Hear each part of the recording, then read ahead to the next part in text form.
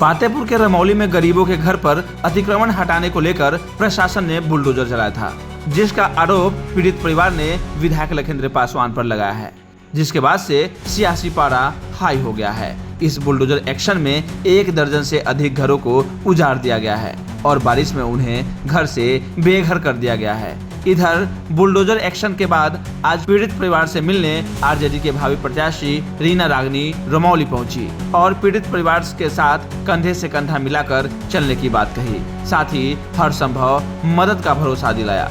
इस दौरान उन्होंने वर्तमान विधायक पर जमकर निशाना साधा। उन्होंने क्या कुछ कहा, सुनिए। बने रहे हमारे साथ, हम फिर नई पेशकश के साथ आपके साथ जुड़ेंगे। जय हिंद, जय बिहार। गरीबों का घर यहाँ पर उजाड़ा गया है, बताया जा रहा है कि ये सरकारी जमीन, इसे किस प्रकार देखती हैं? इस तरह के तानाशाही सरकार जो है, एक गरीब को, मजदूर को जो घर उजाड़ रही है, ये तो देखने से स्पष्ट पता चल रहा है कि ये सरकार गरीबों के लिए नहीं है। ये सरकारी जमीन में ये बसे हुए लोग थे और संविधान में ये भी है कि जो जमीन सरकारी है वो जमीन हमारी है।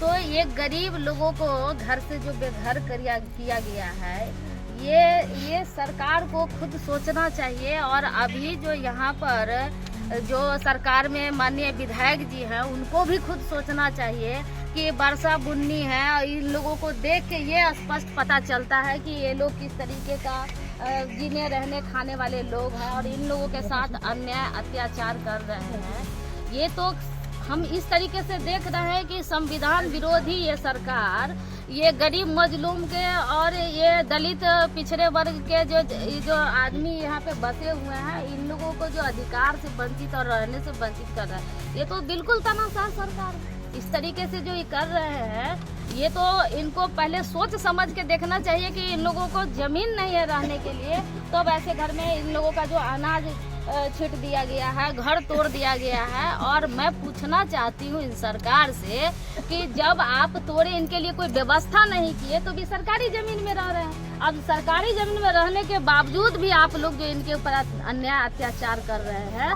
ये कहाँ तक न्याय है, ये सरकार से हम लोग पूछना चाहते हैं। स्थानीय विधायक के पास ये लोग जाते हैं याचक बनकर, लेकिन वहाँ पर कहा जाता है कि आप इनको वोट दीजिएगा, और ये जब लालटेन की बात ये मासूम लोग बोल देते हैं तो इसके बाद ये लोग बताते हैं कि आदेश दे दिया जाता है कि जाके अतिक्रमण मुक्त करवा दिया जाए।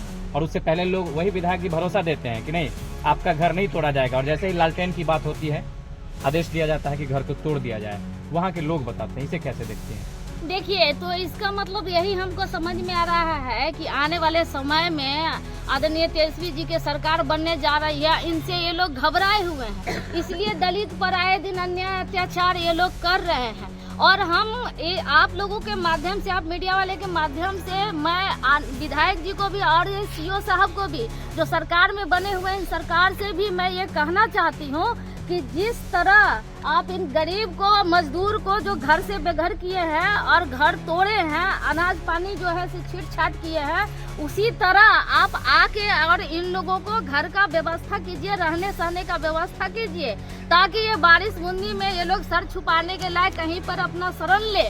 और नहीं तो ये बहुत बड़ा आंदोलन होगा और बहुत बड़ा जंग छिड़ जाएगा कि वो जो है वोट किसको देंगे, लालटेन छाप को कि कमल छाप को, ये पूछ कर घर गरीबों के ऊपर अत्याचार कर रहे हैं, तो ये उनको बहुत महंगा पड़ेगा। और आने वाले समय में यही गरीब लोग उनको जो है तो जवाब देगी कि कमल छाप पर देना है कि लालटेन छाप पर देना है वोट, इसका जवाब यही गरीब लोग देंगे। और आने वाले समय में, क्योंकि मुझे भी बहुत दर्द हो रहा है कि ये गरीब आदमी के साथ इतना बड़ा अत्याचार किया जा रहा है, इसके सर से जो है खोपड़ी हटा दिया गया है, जिसमें ये लोग शरण ले रहे हैं। ये तानाशाही चल रहा है इनकी सरकार। तो इस तरीके से अगर करेंगे तो ये सरकार आने वाले समय में ये लोग जवाब देंगे इन सरकार को। धन्यवाद।